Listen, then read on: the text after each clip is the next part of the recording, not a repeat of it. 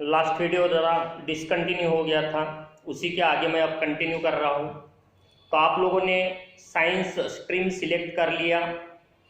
अब science stream select किए, आप साइंस के स्टूडेंट बन गए हो, तो फिर साइंस पढ़ना है यानी पढ़ना है ऐसा नहीं होता। सबसे पहले तो जब आप साइंस में आए हो, 11वीं 12वीं तुम्हें पुणे बोर्ड से यहाँ से एसएससी जैसे आपने पास किए हो, उसी प्रकार एचएससी भी आपको पास करनी है। तो सबसे पहले जिसको हम पढ़ने जा रहे हैं, जिसकी हम पढ़ाई कर रहे हैं साइंस स्ट्रीम की जैसे, तो उसको 3 पार्ट में सबसे पहले समझना जरूरी होता है। एक स्टूडेंट होने के नाते उस स्ट्रीम के 11वीं 12वीं में, हम 11वीं का 1 साल हो गया, 12वीं का दूसरा साल, दोनों के लिए लगभग सिमिलर यानी इससे चलना पड़ता है। तो सबसे पहले ये समझना जरूरी होता है कि जो भी हम पढ़ाई कर रहे हैं इस 11वीं में 1 साल में या बाद में 12वीं में, तो हमें क्या क्या जानकारी होनी चाहिए, या जो स्टूडेंट जब हम क्लास में एंटर करेंगे तो हमें किसकी किसकी जानकारी होनी चाहिए। तो सबसे पहले जो पार्ट आता है वो होता है सिलेबस। कौन सा सिलेबस हम पढ़ने वाले हैं।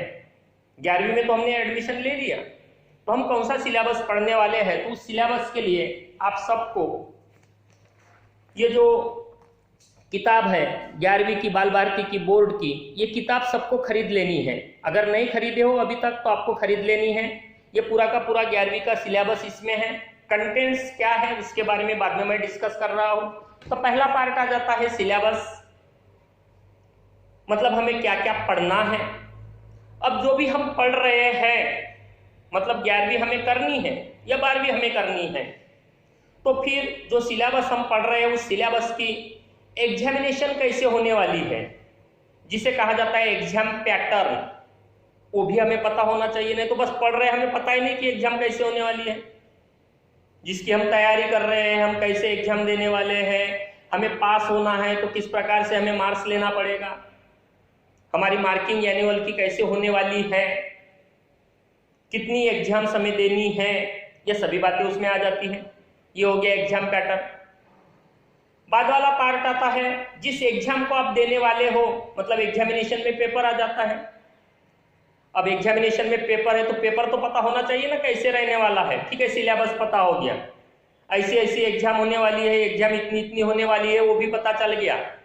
लेकिन उस एग्जामिनेशन में पेपर में क्या पूछा जाने वाला है, पेपर में जो क्वेश्चंस है वो कैसे रहने वाले हैं, जिसे कहा जाता है पेपर पैटर्न, ये भी जानकारी हमें होनी जरूरी है। यानी एज ए स्टूडेंट जब आप क्लास में एंटर करते हो तो आपके लिए जरूरी है कि कौन सा सिलेबस आप पढ़ने वाले हो। आपके लिए जरूरी है उस सिलेबस को पढ़ने वाले हो, उस सिलेबस का एग्जाम कैसा होने वाला है, एग्जाम पैटर्न क्या है, कितनी एग्जामिनेशन हमें साल भर में देनी है, कितने कितने मार्क्स की देनी है, एनुअली पर हमारा रिजल्ट किस प्रकार से आने वाला है, ये सभी बातों की जानकारी भी होनी चाहिए। उसके बाद तीसरा जो पार्ट आ जाता है इंपॉर्टेंट, जो एग्जाम्स हम साल भर में देने वाले हैं, उनमें जो पेपर्स पूछे जाने वाले हैं वो पेपर्स कैसे रहने वाले हैं। तो ये 3 पार्ट में अपने को इसको देखना है। तो आज जो मैं पहला वीडियो आपको जो भेज रहा हूँ उसमें मैं शुरू में पहले वीडियो में सिलेबस के बारे में थोड़ी जानकारी आपको दे देता हूँ। सेकेंड वीडियो में अपन सेपरेटली एग्जामिनेशन पैटर्न और पेपर पैटर्न पे बात करेंगे। तो अभी हम थोड़ा सिलेबस के बारे में डिस्कस कर लेते हैं।